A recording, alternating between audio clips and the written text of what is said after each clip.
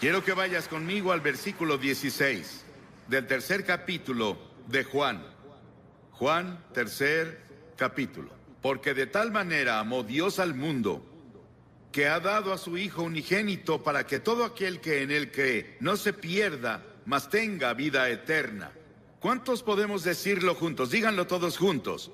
Porque de tal manera amó Dios al mundo, que ha dado a su Hijo unigénito, para que todo aquel que en él cree no se pierda, mas tenga vida eterna. Ese es el Evangelio en resumen.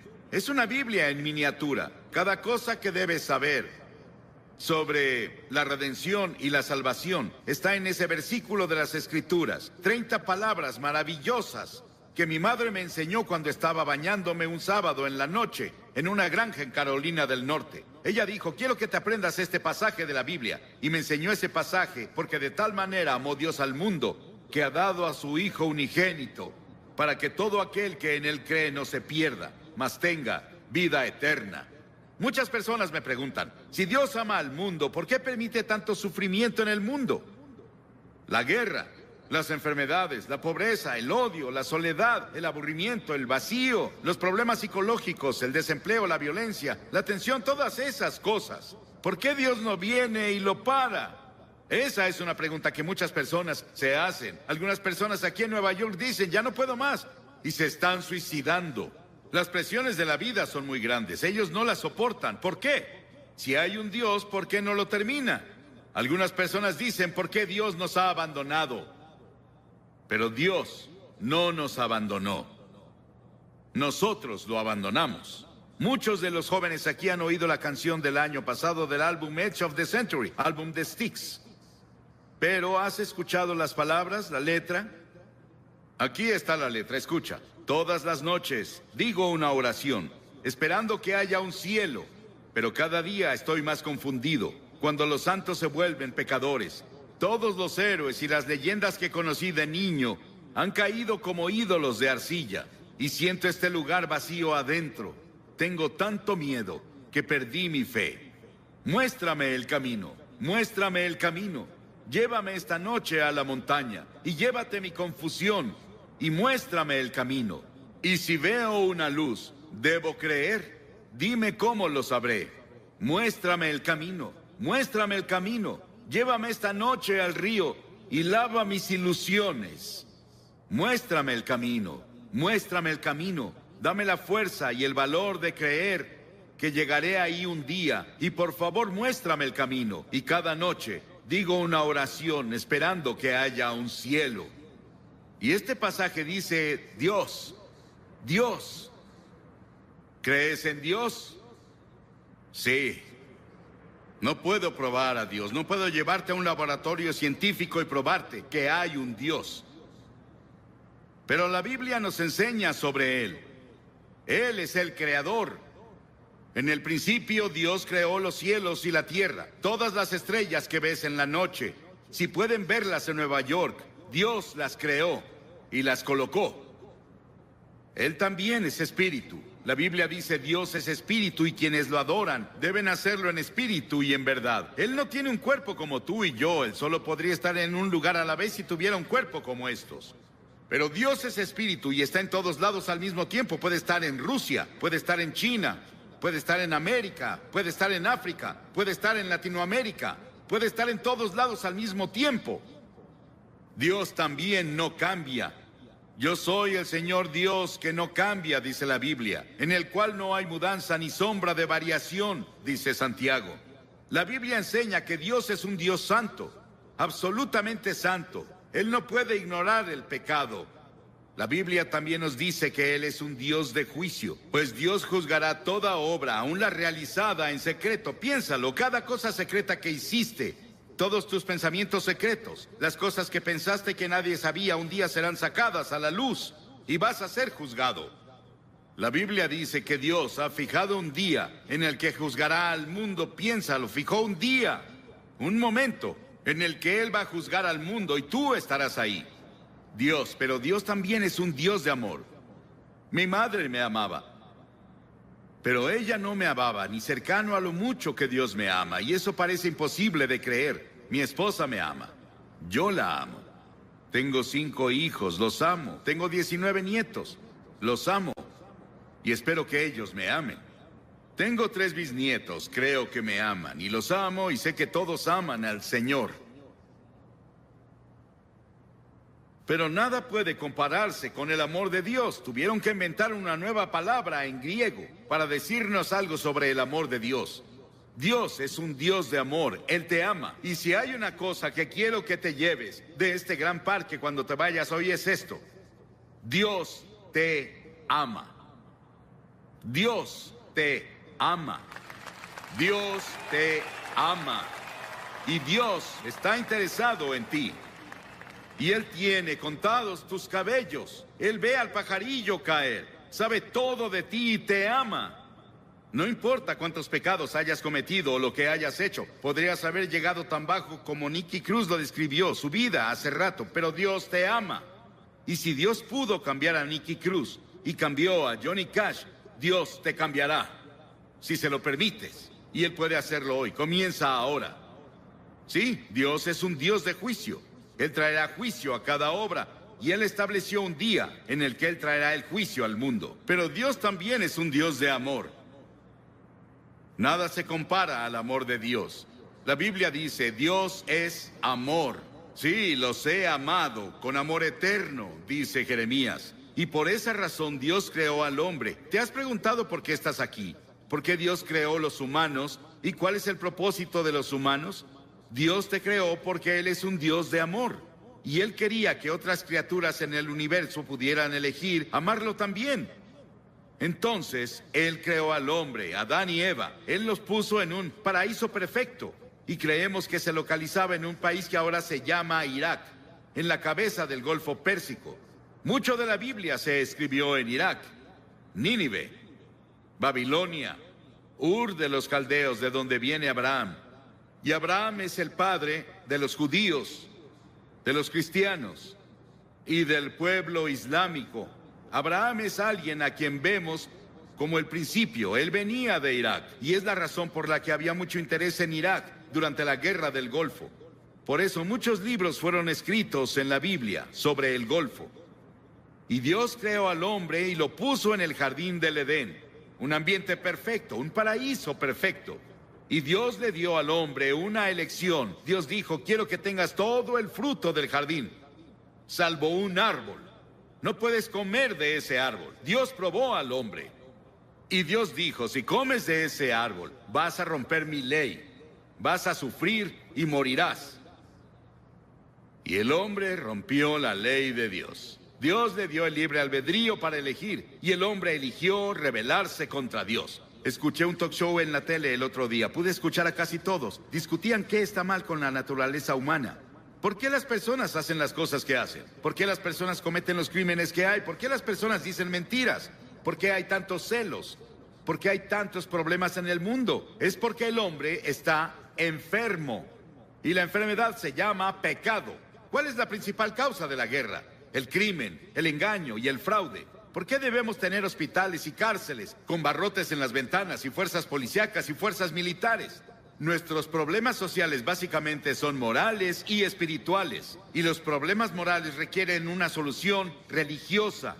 Todos estos problemas indican que algo está mal con la naturaleza humana. Las personas esperan que la tecnología o la fuerza política nos salven.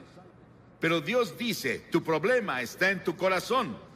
El primer pecado que se cometió fue cometido en un paraíso. Es un problema del corazón. Jesús dijo, porque del corazón salen los malos pensamientos, los adulterios, la fornicación, los homicidios, los robos y las calumnias. La Biblia dice en Romanos 6, la paga del pecado es muerte.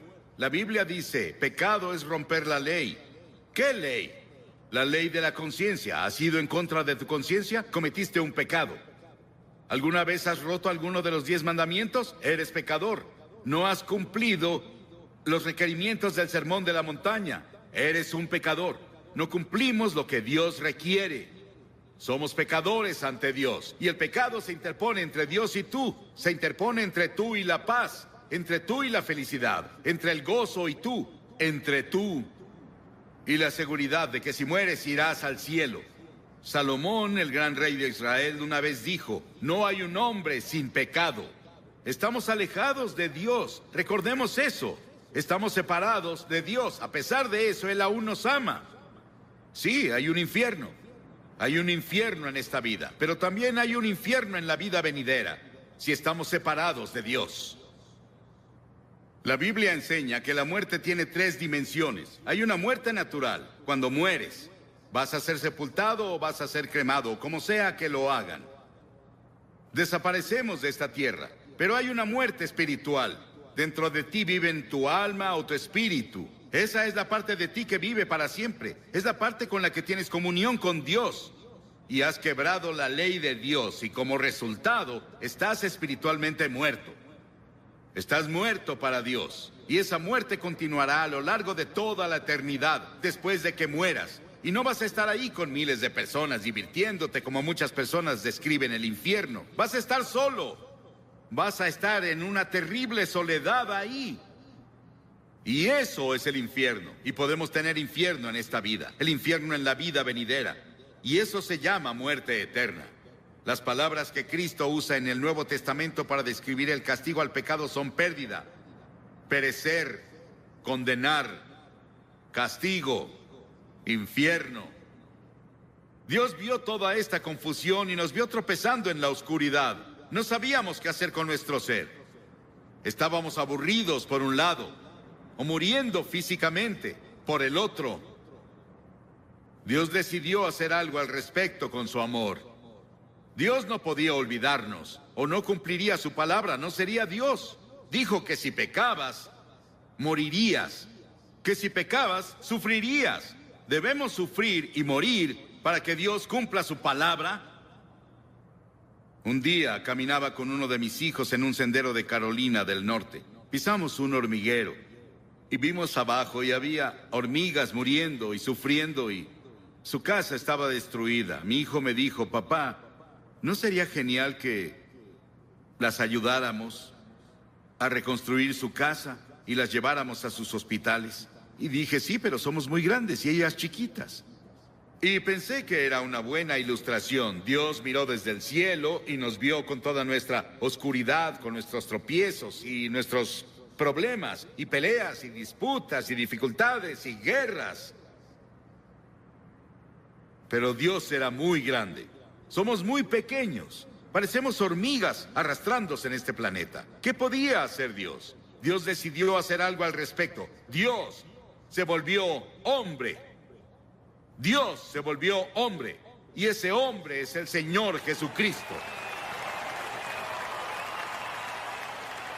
Él nació de la Virgen María y vino con un propósito. Él vino a salvarte y a salvarme y a salvar al mundo.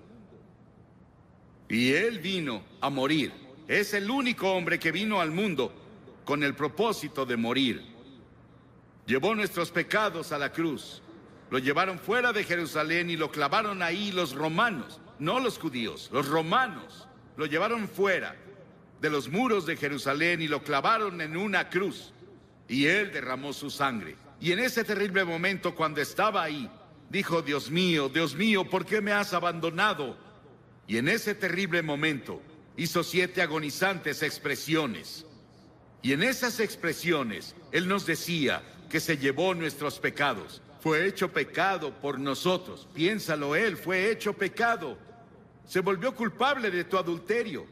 Se volvió culpable de todos los pecados sexuales que cometiste. Se volvió culpable de toda la envidia y los celos y las peleas y los asesinatos y homicidios que lees en los periódicos casi a diario. Él lo hizo, pecado por nosotros. El Señor puso sobre Él la iniquidad de todos nosotros. Piénsalo. Él tomó nuestros pecados. ¿Y qué debemos hacer? Debemos arrepentirnos del pecado. A lo largo de todo el Antiguo Testamento, los profetas decían: arrepiéntete. El primer sermón que Jesús predicó fue: arrepiéntete. En todo el Nuevo Testamento escribió: arrepiéntete, arrepiéntete, arrepiéntete, arrepiéntete. ¿Qué significa arrepentirse? Significa que confiesas a Dios: he pecado contra ti, Señor. Lo admito. Significa que te vuelves de tus pecados. Estás dispuesto a dejar que Dios haga su voluntad en tu vida y estás listo para seguirlo y servirlo desde ahora. Eso es arrepentimiento.